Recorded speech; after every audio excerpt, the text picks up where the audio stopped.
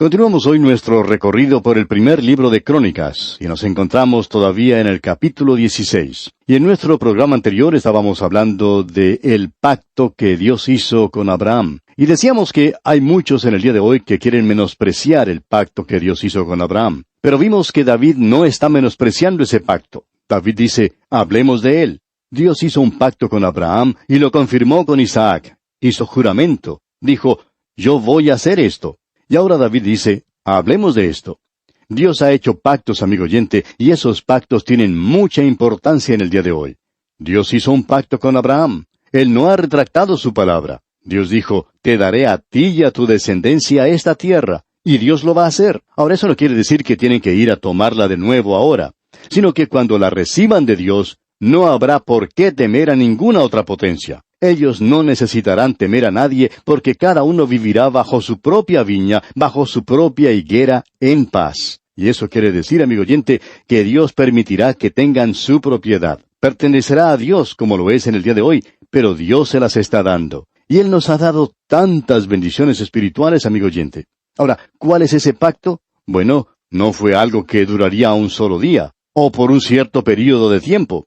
Fue hecho para siempre. David entendió que Dios había hecho pacto con Abraham en cuanto a la tierra y que se la iba a dar a él. Ahora, lo interesante, amigo oyente, es que en nuestros días uno puede hacer mucho daño y hasta pasar por desapercibido. Parecería que así fuera, pero como hemos visto, Dios dijo aquí en el versículo 22 de este capítulo 16 del primer libro de Crónicas, no toquéis, dijo, a mis ungidos, ni hagáis mal a mis profetas. Tenemos pues que tener mucho cuidado de no interferir con la obra de Dios.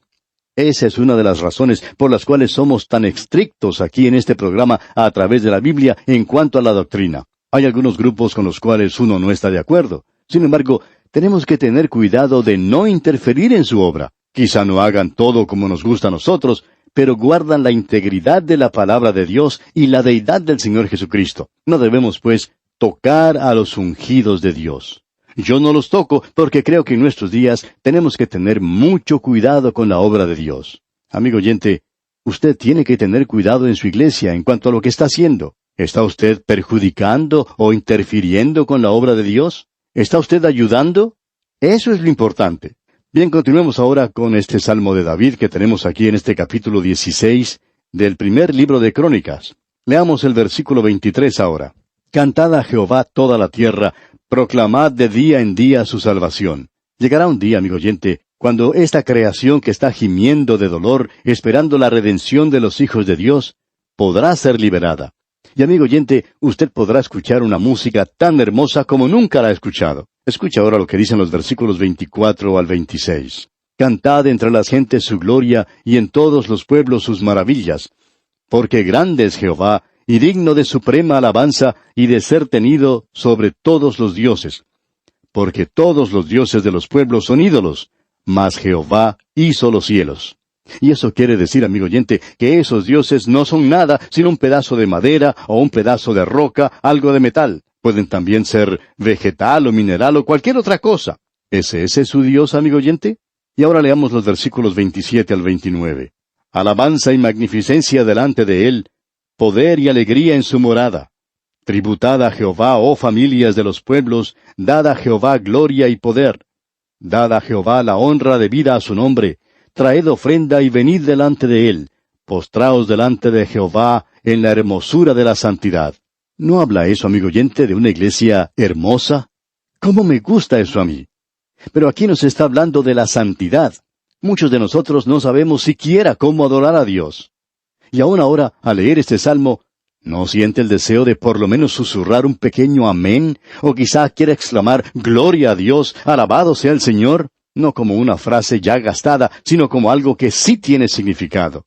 ¡Qué hermoso es esto, amigo oyente! Leamos ahora los versículos 30 al 33. Temed en su presencia toda la tierra, el mundo será aún establecido para que no se conmueva.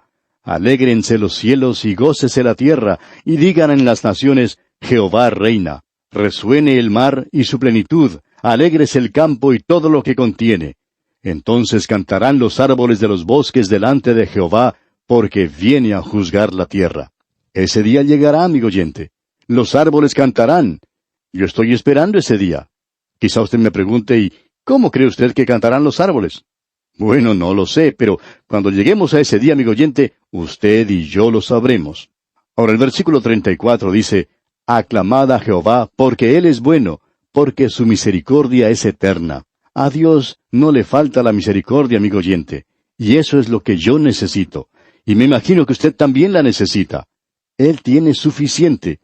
¿Por qué no va usted a Él? ¿Qué es lo que usted necesita? Lo que sea, amigo oyente, vaya a Él. Y ahora los versículos 35 y 36 dicen, Y decid, sálvanos, oh Dios, salvación nuestra, recógenos y líbranos de las naciones, para que confesemos tu santo nombre y nos gloriemos en tus alabanzas.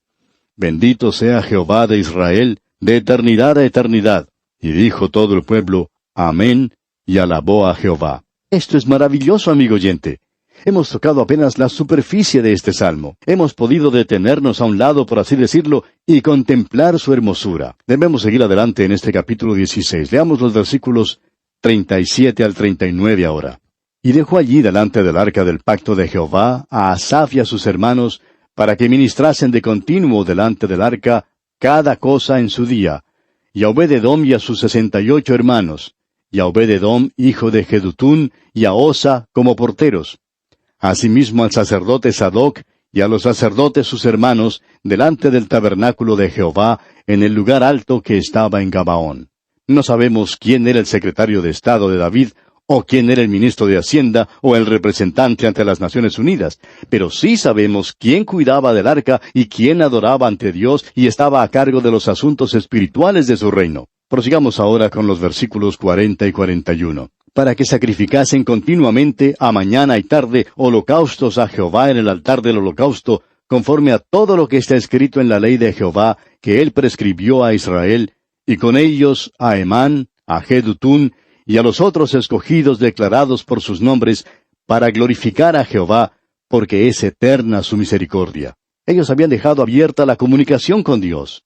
Y esa es la razón, amigo oyente, por la cual nosotros debemos dar gracias a Dios, porque es eterna su misericordia. Esta es una sección muy admirable. Aquí vemos dónde Dios pone su énfasis. Y este capítulo 16 del primer libro de Crónicas concluye con estos versículos 42 y 43 diciendo, Con ellos a Emán y a Jedutún con trompetas y címbalos para los que tocaban, y con otros instrumentos de música de Dios, y a los hijos de Jedutún para porteros. Y todo el pueblo se fue cada uno a su casa, y David se volvió para bendecir su casa. Al entrar ahora en el capítulo 17, nos encontramos con David en el templo. El arca se encuentra nada más que en una tienda. Quizá el viejo tabernáculo ya ha sido gastado con el uso y lo único que tienen es una tienda, es algo provisional. Al leer los primeros 2 versículos de este capítulo 17, usted va a darse cuenta que ya hemos visto esto en el 7º capítulo del 2º libro de Samuel. Leamos pues estos 2 primeros versículos del capítulo 17 del primer libro de Crónicas. Aconteció que morando David en su casa, dijo David al profeta Natán, He aquí yo habito en casa de cedro, y el arca del pacto de Jehová debajo de cortinas. Y Natán dijo a David, Haz todo lo que está en tu corazón, porque Dios está contigo. Simpatizamos mucho con Natán. Él hizo lo que pensó que era lo más apropiado, la cosa más correcta. Pero aquí vemos que un Dios privado es algo incorrecto. David dijo, Quiero edificar una casa para Dios. Yo estoy viviendo en una hermosa casa, un palacio, y cada vez que salgo y miro desde el monte Sión, veo esa tienda allá abajo. Puede ser que durante la noche hubiera llovido, y David hubiera dicho, Anoche oí el golpeteo de la lluvia en el techo, y pensaba en el arca.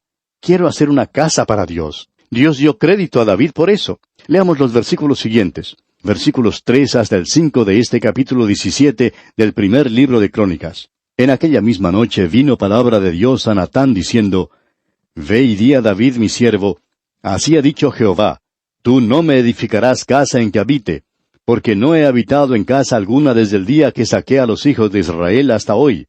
Antes estuve de tienda en tienda y de tabernáculo en tabernáculo. Ahora Dios tuvo que corregir a David. Dios siempre se identifica con su pueblo, y es por eso que Él tomó sobre sí mismo nuestra humanidad. Él siempre se ha identificado con su pueblo. Su pueblo tuvo que vivir en tiendas, y Él también vivió en tiendas con ellos. Con eso queremos decir que allí es donde Él se encontraba con ellos. Ahora en el versículo 6 leemos, Por donde quiera que anduve con todo Israel, hablé una palabra a alguno de los jueces de Israel, a los cuales mandé que apacentasen a mi pueblo para decirles, ¿por qué no me edificáis una casa de cedro? Cuando el pueblo llegó a su tierra y edificó casas más permanentes, no se edificó un templo permanente. Y Dios dice que no les pidió que le edificasen una casa. Pero esto estaba en el corazón de David. De modo que Dios envía a Natán, el profeta, con un mensaje para David. Veamos el versículo 7. Por tanto, ahora dirás a mi siervo David, así ha dicho Jehová de los ejércitos, yo te tomé del redil, de detrás de las ovejas, para que fueses príncipe sobre mi pueblo Israel. Él le dijo a David, no quiero que te olvides de tu origen humilde. Yo fui y te busqué cuando eras un simple pastorcito para hacerte rey sobre mi pueblo. Y Dios continúa hablando a David por medio de Natán el profeta, aquí en el versículo 8, y dice, y he estado contigo en todo cuanto has andado, y he cortado a todos tus enemigos de delante de ti, y te haré gran nombre, como el nombre de los grandes en la tierra. De paso, digamos que David es en realidad uno de los grandes hombres de la tierra. Ahora el versículo 9 continúa, asimismo he dispuesto lugar para mi pueblo Israel, y lo he plantado para que habite en él, y no sea más removido, ni los hijos de iniquidad lo consumirán más, como antes. En otras palabras, Dios está diciendo que llegará el día cuando Él pondrá a su pueblo en su tierra, y ellos tendrán paz. Ellos se volverán a mí en ese día, dice Él. No lo han hecho todavía. Nadie puede decir que lo han hecho, porque están muy lejos de hacerlo. En el día de hoy existe una gran división en Israel sobre si deben o no seguir el punto de vista ortodoxo. Avancemos ahora con el versículo 10. Y desde el tiempo que puse los jueces sobre mi pueblo Israel, mas humillaré a todos tus enemigos. Te hago saber además que Jehová te edificará casa. ¿No es esto tal cual nuestro Dios? David dice, yo quiero edificar una casa para Dios. Y Dios dice, David, tú no la puedes hacer. Tus manos están manchadas de sangre. No puedo dejar que tú la edifiques. Pero yo te voy a edificar una casa a ti. Y yo te doy crédito por lo que quieres hacer. David tenía en su corazón el deseo de edificar una casa para Dios, pero Dios dice, yo te edificaré a ti una casa. Escuche dónde pone el Señor el énfasis aquí en los versículos 11 y 12. Y cuando tus días sean cumplidos para irte con tus padres, levantaré descendencia después de ti, a uno de entre tus hijos, y afirmaré su reino. Él me edificará casa, y yo confirmaré su trono eternamente. Ahora, ¿de quién está hablando Dios aquí? Bueno, abra su Biblia en el primer libro del Nuevo Testamento, y lea en el capítulo 1, versículo 1, del Evangelio según San Mateo. Los dos grandes pactos que Dios hizo tienen que ser cumplidos en Jesucristo. Escuche lo que la Biblia dice ahora en el siguiente párrafo, aquí en el capítulo 17 de este primer libro de Crónicas, versículos 13 y 14. Yo le seré por padre, y él me será por hijo, y no quitaré de él mi misericordia como la quité de aquel que fue antes de ti, sino que lo confirmaré en mi casa, y mi reino eternamente, y su trono será firme para siempre. Dios cumplirá eso, amigo oyente. Dios tendrá su reino sobre la tierra. El Señor Jesucristo vendrá a establecer ese reino sobre la tierra. Leamos ahora el versículo 15. Conforme a todas estas palabras, y conforme a toda esta visión, así habló Natán a David. Dios pensó que esto era importante. Esta es la segunda vez que es mencionado. Lo vimos allá en el segundo libro de Samuel, capítulo 7, y Dios vuelve otra vez sobre esto para hacer notar lo que Él considera que es importante. Notemos ahora la reacción de David aquí en el versículo 16. Y entró el rey David, y estuvo delante de Jehová, y dijo, Jehová Dios, ¿quién soy yo, y cuál es mi casa, para que me hayas traído hasta este lugar? David dice, yo no entiendo tu bondad, tu gracia y tu misericordia. Y aquí podemos decir lo mismo que David. ¿Por qué ha sido Dios tan bueno conmigo? ¿Por qué ha sido Dios tan bueno con usted, amigo oyente? Su misericordia. A Él, amigo oyente, no le falta misericordia. Es muy abundante. Qué bueno es tener una relación con Dios. Tener que hacer cosas personales con Él. Tener una comunicación abierta con Él, porque sí tenemos comunicación con Él por medio de esta, su palabra. Y David continúa aquí, leamos los versículos 17 y 18 ahora, y dice, Y aun esto, oh Dios, te ha parecido poco, pues que has hablado de la casa de tu siervo para tiempo más lejano, y me has mirado como a un hombre excelente. Oh Jehová Dios. ¿Qué más puede añadir David pidiendo de ti para glorificar a tu siervo? Mas tú conoces a tu siervo. David sabe que él no es más que un pecador, y aún así, Dios hace esto por él. Luego David repasa, ya hemos visto esto antes, repasa lo que Dios ha hecho por él. Leamos los versículos 19 al 27 ahora. Oh Jehová, por amor de tu siervo y según tu corazón, has hecho toda esta grandeza para hacer notorias todas tus grandezas. Jehová, no hay semejante a ti, ni hay Dios sino tú, según todas las cosas que hemos oído con nuestros oídos. ¿Y qué pueblo hay en la tierra como tu pueblo Israel, cuyo Dios fuese y se redimiese un pueblo, para hacerte nombre con grandezas y maravillas, echando a las naciones de delante de tu pueblo, que tú rescataste de Egipto? Tú has constituido a tu pueblo Israel por pueblo tuyo para siempre, y tú, Jehová, has venido a ser su Dios. Ahora pues, Jehová, la palabra que has hablado acerca de tu siervo y de su casa, sea firme para siempre, y haz como has dicho. Permanezca, pues, y sea engrandecido tu nombre para siempre, a fin de que se diga, Jehová de los ejércitos, Dios de Israel, es Dios para Israel. Y sea la casa de tu siervo David firme delante de ti. Porque tú, Dios mío, revelaste al oído de tu siervo que le has de edificar casa. Por eso ha hallado tu siervo motivo para orar delante de ti. Ahora pues, Jehová, tú eres el Dios que has hablado de tu siervo este bien, y ahora has querido bendecir la casa de tu siervo para que permanezca perpetuamente delante de ti. Porque tú, Jehová, la has bendecido, y será bendita para siempre. Qué bueno es, amigo oyente, poder llegar a Dios hoy y estar en su presencia. Y pasamos ahora al capítulo 18 de este primer libro de Crónicas. En este capítulo tenemos una nueva sección. Desde el capítulo 18 hasta el capítulo 20 se habla de las guerras en las cuales David participó. Y de seguro que alguien va a decir ahora, usted está enfatizando que en estos dos libros de Crónicas tenemos el punto de vista de Dios. ¿Cómo es posible entonces hablar de guerras? Para responder, amigo oyente, quisiéramos hacer una declaración preliminar. En la epístola del apóstol Santiago, capítulo 4, versículo 1, nos dice el apóstol, ¿de dónde vienen las guerras? Él hizo esa pregunta y también da la respuesta. ¿No es de vuestras pasiones las cuales combaten en vuestros miembros? Codiciáis y no tenéis. Matáis y ardéis de envidia y no podéis alcanzar. Combatís y lucháis, pero no tenéis lo que deseáis, porque no pedís. En otras palabras, podemos decir que el problema es que detrás de las guerras está el corazón del hombre, y es causado por el pecado que vino a este mundo. La cuestión, amigo oyente, es el pecado y no el problema de la guerra. Es muy fácil protestar contra la guerra, y de eso hemos visto mucho. Pero uno no se libra de la guerra protestando. Quizás se logre la finalización de una guerra, pero otra va a comenzar enseguida, porque el problema es el corazón del hombre.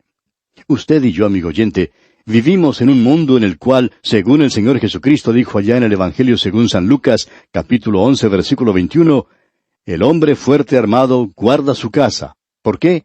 Porque tiene enemigos. Es que nosotros no estamos viviendo en una situación ideal. El milenio no ha llegado. Y el hombre no puede producirlo. Solo el príncipe de paz podrá traer paz, verdadera paz a este mundo, y hasta entonces debemos guardar nuestra pólvora seca. Hacemos bien en guardar nuestras bombas atómicas porque hay enemigos en el mundo y hay también mucho odio. Fue muy interesante lo que Dios le dijo a Satanás en el instante que el hombre pecó. Dijo, «Pondré enemistad entre ti y la mujer, y entre tu simiente y la simiente suya». Amigo oyente, usted no puede cambiar eso. El Señor Jesús dijo, «No penséis que he venido para traer paz a la tierra. No he venido para traer paz, sino espada». Y hasta que el pecado sea quitado de esta tierra, hasta que sea quitada de la tierra la iniquidad, continuarán las guerras. Las guerras son solamente el síntoma. La enfermedad es el pecado, y ese es el problema. Dios se enfrenta al pecado. David es un hombre a quien Dios ha bendecido, y como resultado hay enemigos a su alrededor. Mientras él era un pequeño rey, el rey de una tribu, no le prestaban mucha atención. Pero ahora tiene problemas. Y Dios nos hace saber que Él tomó nota de que aún el reino de David estaba en un torbellino cuando había guerra. Y que nosotros no debemos descuidarnos y que debemos cerrar bajo llave nuestras casas. Me parece un poco gracioso que haya personas que dicen que no está bien que una nación use armas químicas en una guerra, mientras está probando que otros usen armas de menor calibre, pero igual de destructivas. Por lo menos tratan de explicar y dicen que nosotros no entendemos cómo se siente esa gente. Bueno, creemos que sí entendemos. Esas personas son pecadoras, y ese es el problema, y allí está el problema. Veamos pues algo sobre las guerras de David. Leamos los primeros 4 versículos de este capítulo 18 del primer libro de Crónicas. Después de estas cosas, aconteció que David derrotó a los filisteos, y los humilló, y tomó a Gad y sus villas de mano de los filisteos. También derrotó a Moab, y los moabitas fueron siervos de David, trayéndole presentes. Asimismo derrotó David a Hadad-ezer, rey de Soba, en Amat, yendo éste a asegurar su dominio junto al río Éufrates. Y le tomó David 1000 carros, 7000 de a caballo, y 20,000 hombres de a pie. Y desjarretó David los caballos de todos los carros, excepto los de 100 carros que dejó. Ese es el botín de guerra. ¿Por qué se deshizo David de esos caballos? Porque Dios le había dicho al rey que nunca debía multiplicar ni caballos ni mujeres, aunque más tarde su hijo Salomón multiplicó ambas cosas. Una de las cosas más prominentes encontradas en las ruinas de Megiddo, en la llanura de Esdraelón, son los establos que tenía el rey Salomón. Allí es donde él guardaba sus caballos. También se pueden encontrar en Jerusalén. Él los tenía por todas partes. Y Salomón se había dedicado a ese negocio. Pero David no lo hizo. David quería fervorosamente obedecer a Dios. Pero era también un poco exaltado, como veremos más adelante. Pero vamos a detenernos aquí por hoy, amigo oyente, porque nuestro tiempo ha llegado a su fin por el día de hoy. Continuaremos, Dios mediante, en nuestro próximo programa. Será pues hasta entonces que las incontables bendiciones del Señor reposen sobre usted, ahora y siempre.